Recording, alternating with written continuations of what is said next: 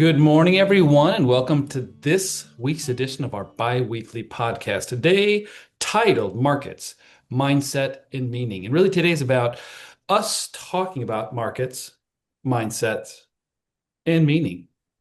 Pretty much straightforward. Anyway, as I usually like to do to begin with, let's go big. And beginning in gratitude, we took our oldest daughter, Isabel, back to University of Iowa. But along the way, we celebrated Christmas with my mom, my birthday with my mom as well, and also with my wife's parents in Cedar Rapids and Cedar Falls, Iowa. So I'm grateful really for reconnection with family, the core, the meaning of what it is we do and why we do it. They're the patriarchs and matriarchs of our family, and it's often wonderful to honor them as they're 92, 87, and then my mom is like 40. So at any rate, just great to see them, great to go through the overall holiday time frame, even if it's not exactly on the holiday time frame. So great to have her back. My daughter is going to University of Iowa just in time to have 18 and 19 below as the next two lows for the height. And it's actually common in University of Iowa, I guess because they're tough, that they are the only ones in the state of Iowa that don't typically cancel class for pretty much any reason. So buck up, students. They'll have a good time. With that today, really it's about for us in what we do. The markets are obviously why you've met us, but I think the mindsets and how we approach them are fairly important as well. And also when we look at meaning. So as we go through today, that'll be our overall, I guess if you will, theme. But I want to share with you today, a little bit later, a tool that can literally help you approach anything in life. It's something you have to work at, something you probably didn't know that you actually are fully in control of and the author of.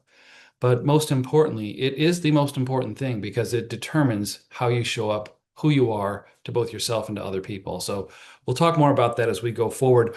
If you really look today at the news and all the things going on, there's quite a bit when it comes to the markets and when it comes to what's going on with international policy, whatever you want to follow. But the internet is proliferating with news, coverage, and stories. Whether you're on one side or the other of almost anything, there's a national championship game that was just a wonderful game to watch back and forth. Seemed like the quarterback that won was very gracious. I think he represented, I guess I call it athletics extremely well. But it's always great to take lessons out of that, see who these youth are that are growing up and seeing that there's still great people in the world. They're not reported on very often, but when we do see them, it's wonderful to see. So sometimes you'll see a national championship game. And this is, I think, the best redemption story maybe I've ever heard. Indiana, worst team in the Big Ten historically, to becoming the best team in the nation by far. Really interesting to watch and to see. With that, why don't I begin today with moving over to Mr. Birschbach, Michael Birschbach. I know we have typically Zach's Facts and Mike's Minute, but you're going to cover probably both at one time. Is that right? Yeah, thank you, Chris.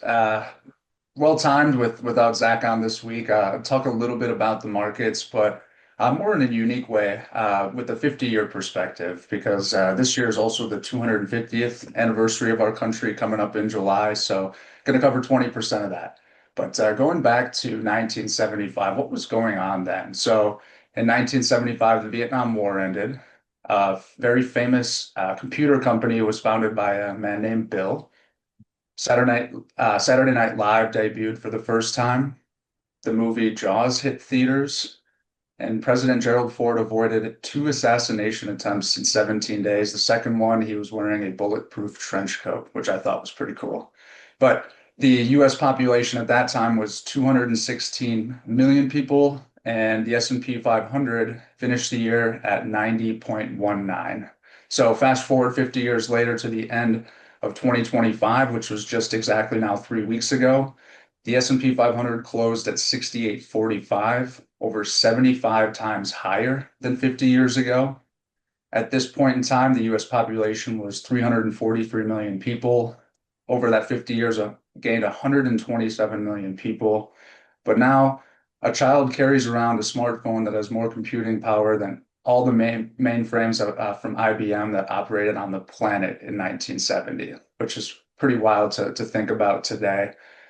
Plus, many would agree we're just starting to scratch the surface with what we're going to be able to do with artificial intelligence. I remember Chris actually sharing perspective with us during the internet phenomenon, how people said they would never, ever put their credit card information online and to buy something, which I think that's probably a good chunk of how retail consumers shop today. But there's certainly going to be some bumps along the way. but it's exciting to try to imagine what the world is going to look like over the next 50 years. Thank you, Chris.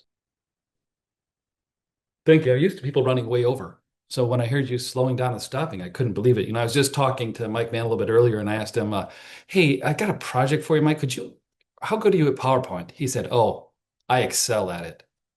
For those of you in the team, you get it. He loves Excel. He loves to be the guy behind the scenes and that. But anyway, I thought that was kind of funny as well. So I think today, as we're going through mindset, we've got one of our great teammates as well, who shares oftentimes, his mindset and how we operate with the bigger picture when it comes to discipline as well. And I'd say bringing Ryan Carroll on again, he's the guy behind the scenes who you're seeing more and more of here. But I wanted to bring Ryan on and have him talk a little bit today. Ryan, what do you have to share with us? Yeah, thanks, Chris. Hmm? I'm going to cover a little bit of Zach's facts here, get a little market update, and then I really want to go over our rebalancing strategy and how that has played out in real time over the last few years.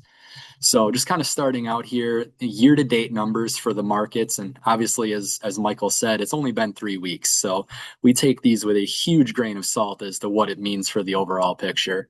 But currently, for the year, the Dow Jones is up 0.88%. The S&P 500, actually, after a rough day yesterday, finished down 0.71% for the year-to-date numbers. NASDAQ as well, down 1.24%. The Russell 2000, though, small caps up 6.59% so far this year. And that really leads in well to where I'm going to talk about the rebalancing. The international space is up 2.66% on the year, and the emerging markets international businesses are up 5.15%. So that one again, outperforming so far this year. So with that, what I really want to look at, I'm going to pull up my charts here so I have some numbers to reference. But over the last 5 years, what I want to look at is how large cap and especially large cap growth have outperformed. And many people looking back on that would say, well, why don't we just invest heavily in that one area then and let it go for a run?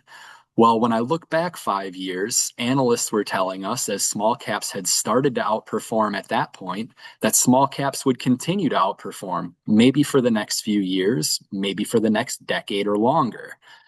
In reality, over the last 5 years, large cap growth continued to outperform. The S&P 500 in the last 5 years up 78%, the NASDAQ composite up 70%, and the Russell 2000 index small caps were only up 22.8%. So if we had listened to analysts at that point, we would have woefully underperformed other portfolios. But instead, we stuck with our time-tested strategy. We stayed weighted the way that we have for decades and continued to reap the benefits of that balanced portfolio.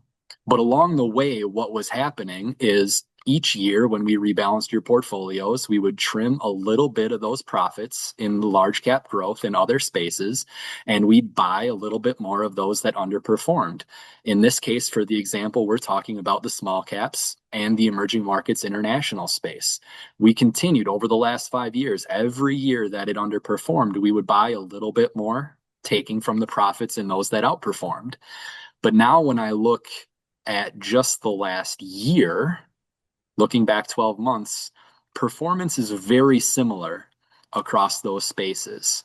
The S&P 500 up 13% and the Russell 2000 index actually up over 15%. And when I narrow that down even a little bit more, I look at the last 6 months, the small cap index has outperformed by over 10%.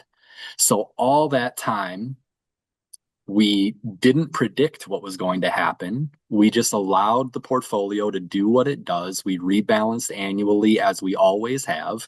We bought low, and now those things that we bought low are starting to outperform. And I'll say again, just like I started with this, that doesn't mean that we're making a bet on small caps. We aren't going to try and predict that they'll continue to outperform. But our rebalancing schedule is going to reap the benefits of buying when it was underperforming. And in whatever time period that it does outperform, we're here for it. Thanks, Chris. Thanks, Ryan. I was just reading something recently too, and I think we may have talked about this, but micro caps and small caps, the information barrier that happens with those is actually the one category that's increasing.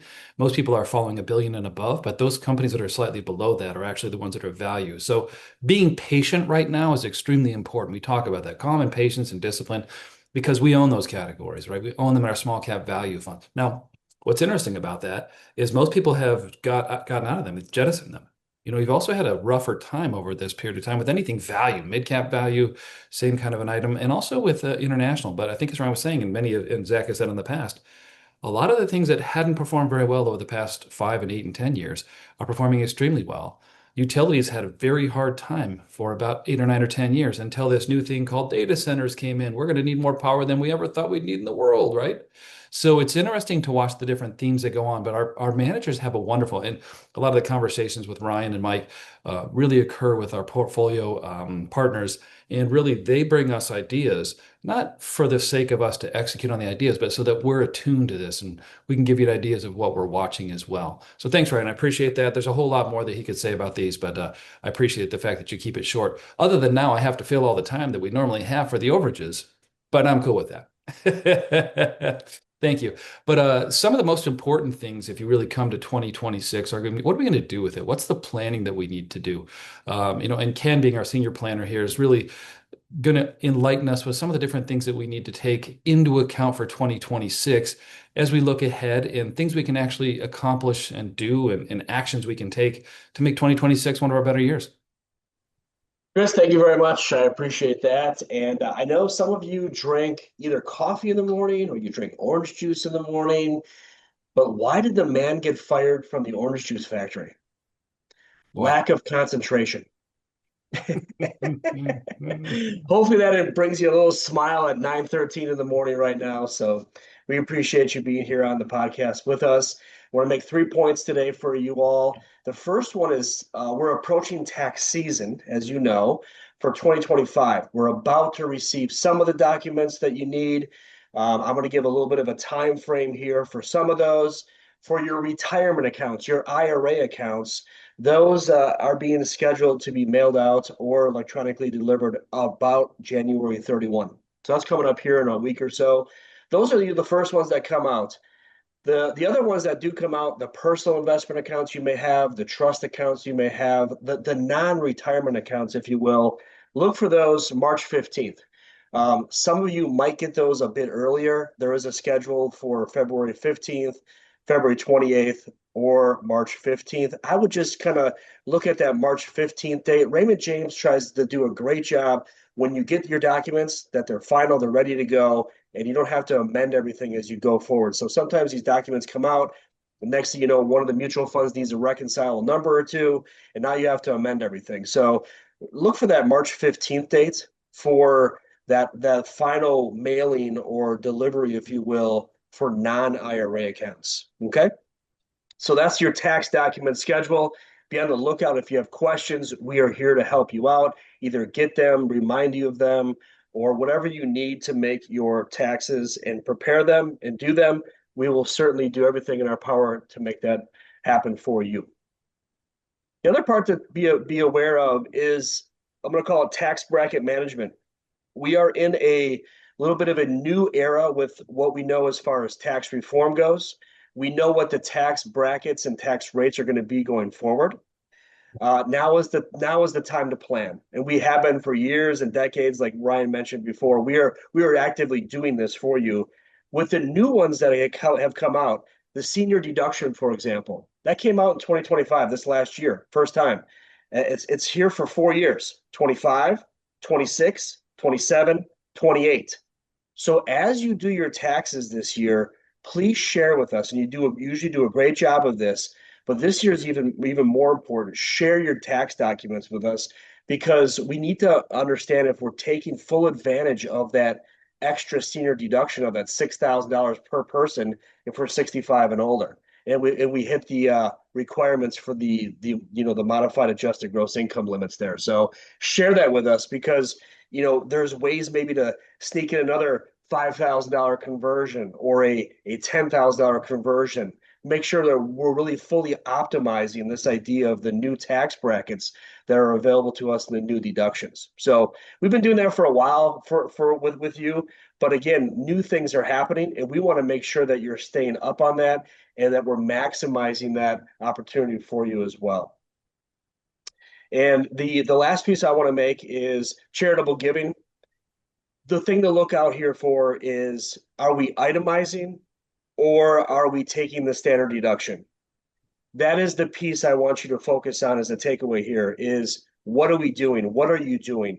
Because that really gives us a guide, if you will, of what we're going to be doing, or how we best optimize your charitable giving if that's something that you're into, something you want to accomplish. So that really is we'll make it simple. Either you're itemizing or you're taking the standard deduction, and that guides us on everything we need to know on how to help you do what you want to accomplish in your life with your planning. So again, key takeaways: tax forms. Be on the lookout for your tax returns when you do them for the deductions and the new tax brackets. We're certainly aware of them. We certainly want to help you. And also just know that if you're itemizing or taking the standard deduction, that guides us in a lot of decisions that we need to help you out with. Thank you, Chris. Thank you, Ken. Appreciate that. There's a lot that we can do here, 2026. There's a lot of laws that maybe seem obscure. There's a lot that have actually, gone into effect this year. We'll keep you abreast of those. We've got quite a few different professionals, if you will, that we work with that will keep us attuned to anything we need to pay attention to. But Ken, thank you for filtering those in through us and keeping us abreast of what we need to do. So as we go forward here, a couple of different items. There's a lot really competing for our attention right now. And I think that markets, headlines, politics, AI, interest rates, geopolitics, and really today isn't about predictions. I think we've talked about that many times. But actually, I want to make a couple of predictions because it's kind of fun. Let me go through here and just give you a couple of different ideas about when it comes to, quote, predictions. And something I'm reading several books I've finished lately that you may be interested in or may not. But The Anxious Generation is a book I've read recently. If you want to understand what your children and grandchildren are going through, especially your, say, 16 to 22-year-old grandkids, I would recommend looking at the book Anxious Generation. It's not something you lived in. It's not something you grew up in, I should say, but you have lived in it. It's affected them differently than it has you and I, as we had a different childhood. So it's a great piece. I tend to read a lot of books that are really about perspectives of others. And since I've got children who are between that 16 and 22, I can actually see those. It's a great book for you to take a look at. Another one is AI-Driven Leadership. And I think the AI-Driven Leader is a great book. It's more obscure, but it's a great book out there as well. And really looking at the impact of what AI can do, and how we can use it properly. I also have a question that's going to come up from this as well. I'm going to put on a program about AI prompting that could change your life. If I could give you a tool that you could use in almost any situation to be your thinking partner, where you're the leader, you're the driver, but it can assist you as the best specialist in anything you're looking at: health, diet, psychologist, purpose. If I was able to give you that tool, and it's free, generally ubiquitous and free, might that be of interest to you? Oh, good. Okay. Yeah. I see a few of you raising your hands. That's awesome. I want to do that because what I'm noticing here, I had a couple of I had a few different words in that, but I literally was sitting in a chair going, holy, you know what? As I'd start to realize that me as the thought leader, it as my thought partner, helping me put different ideas together, it's an incredible combination that's available to you, and it's who you could be once you have your aha moment. Many of you may have figured it out. Many people are quite fearful of it too. It's kind of like the credit card on the internet. There's no way. I remember 1996 at Morgan Stanley, Dean Witter, the conversation with a bunch of 70 different, there were brokers at the time and advisors. It was all, nobody's ever going to put their credit card. I had an old guy named Roger. I won't give his last name, but he goes, there's no way anybody's ever going to put their credit card on the internet. He was wrong. So some of those things are very, very interesting when you take a look at them. But let me give you a prediction. So in 2026, this comes from Zach Cass in a book he's got called Renaissance, Renaissance. What I want to do here, though, is as I go through in 2026, we'll start to recognize that some of our most stubborn limits, personal and collective, were never laws of physics, only limits of human bandwidth. As discovery shifts from lucky breakthroughs to reliable, AI-driven search, progress in longevity, Clean energy, heavy industry, and personal agency will accelerate. What once felt miraculous may start to feel routine. One example of this is the Roger Bannister moment. Anybody know who Roger Bannister is? Raise your hand if you do. Yeah, good. Okay, Ryan raised his hand because I know he runs. And Roger Bannister was, I think, 1956, broke the 4-minute mile. And it was impossible to do, right? It was impossible to do until somebody did it. And within, I think, the next 6 months, 46 people broke that same barrier, right?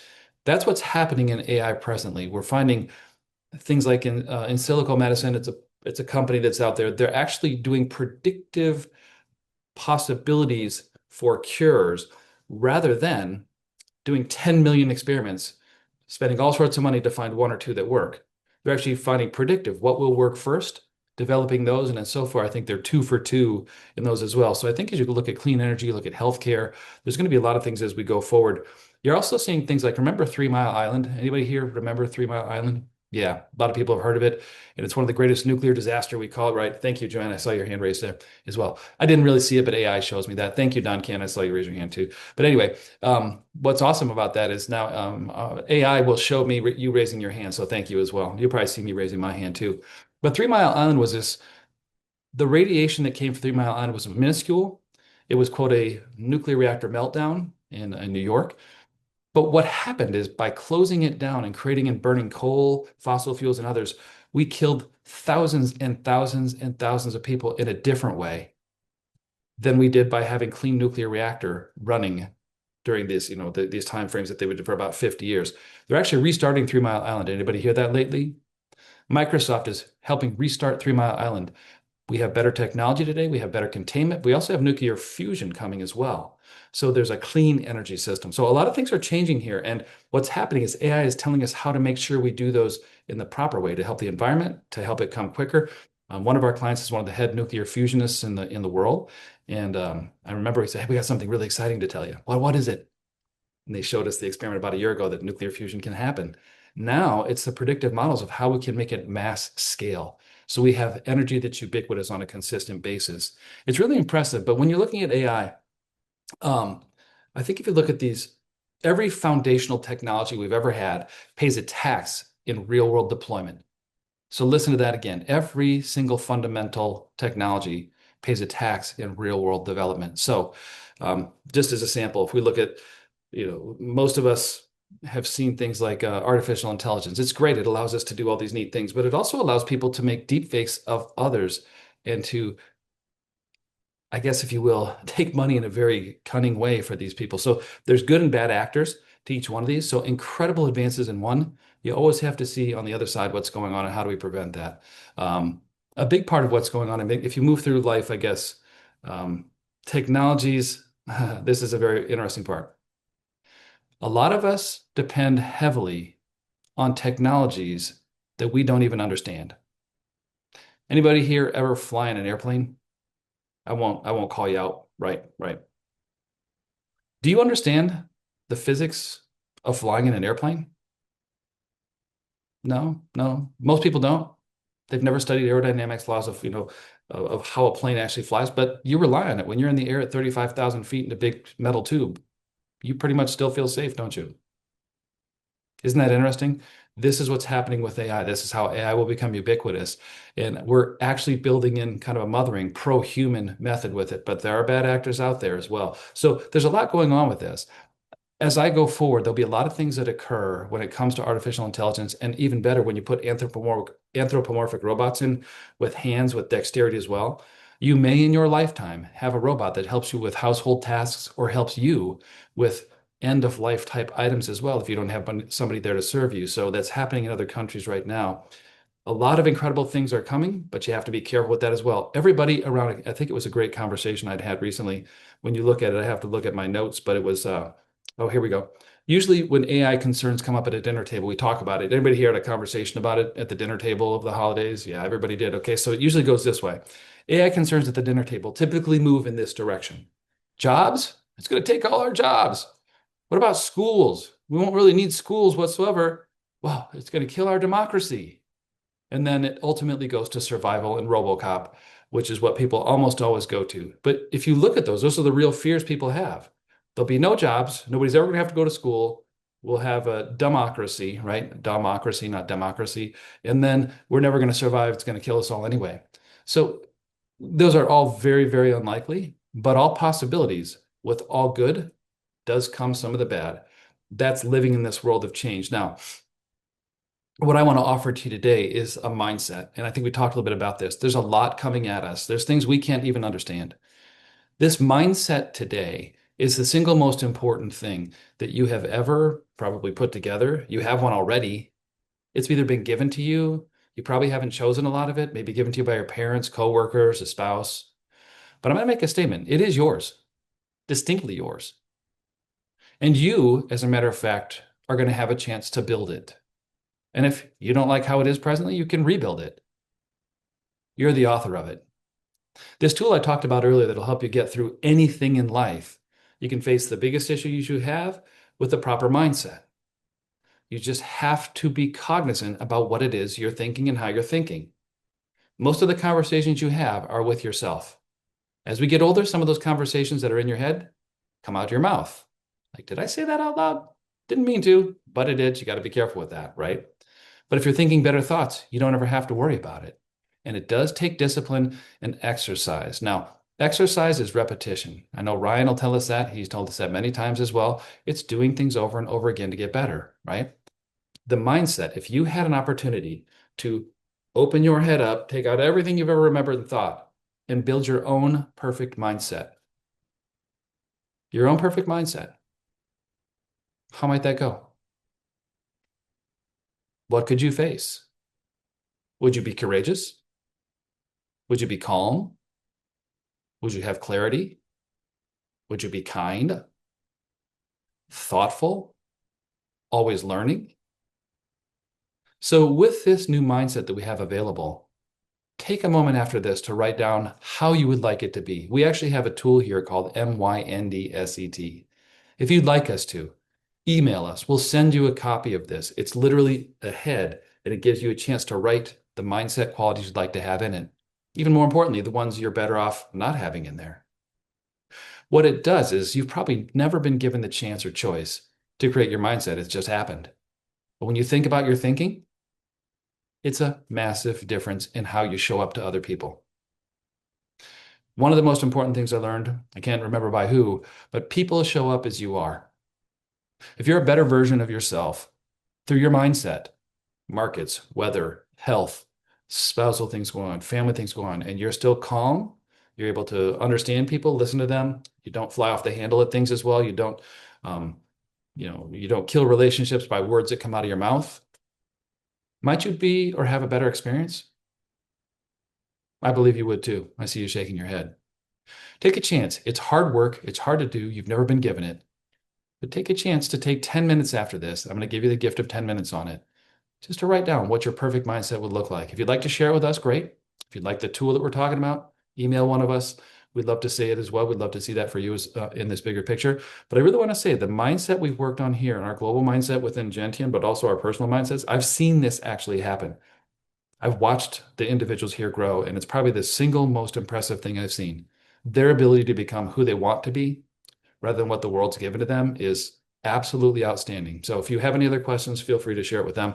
I know I've gone a little bit longer than I expected here, but I'd like to get to Angie here if we might at the end. Angie, please give us what we need to pay attention to, because my mindset's gone somewhere totally else. So, I've been talking about the going through, but you need to keep us on track and tell us what's going on, just like you do for all of us all the time. Thank you, Angie. I got you, Chris. I got you. Okay, so happenings here at Gentian. For those of you who have RSVP'd for the birthday lunch this afternoon, we will be celebrating you today with lunch and fellowship, and our doors open at noon. And then our next birthday lunch will be February 11th. You will be able to RSVP online through the email bulletin. You can always access any of these happenings right on our website. There are links right on the website to RSVP and to receive more information on all of the events that we hold for you guys here.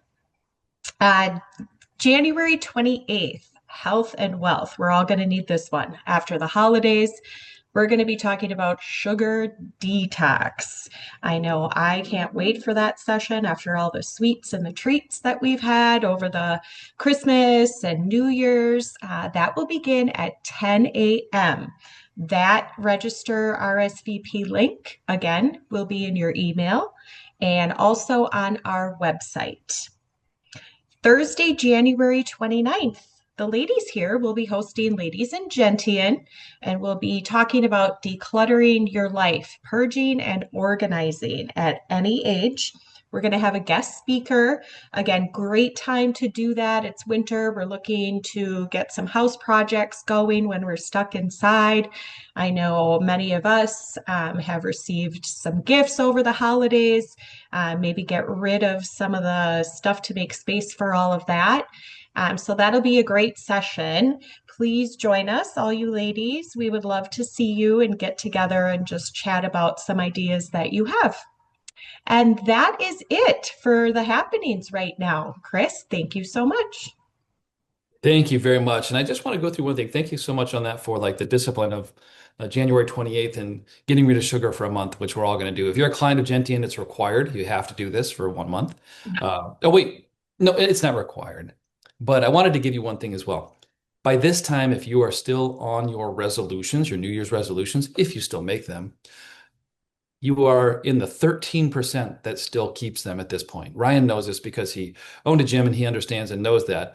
But if you look at this, 13% of people, so that's a full 87% approximately, have abandoned their New Year's resolutions. By the way, it's January 21st. So I think for those of us who decided that my resolution was not to make resolutions, I'm totally good.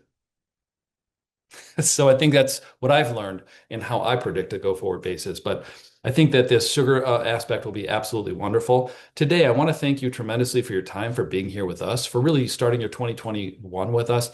There's a lot going on. The things that we're paying attention to here, we'll continue to keep you in tune with in both our meetings, both our one-on-one, face-to-face.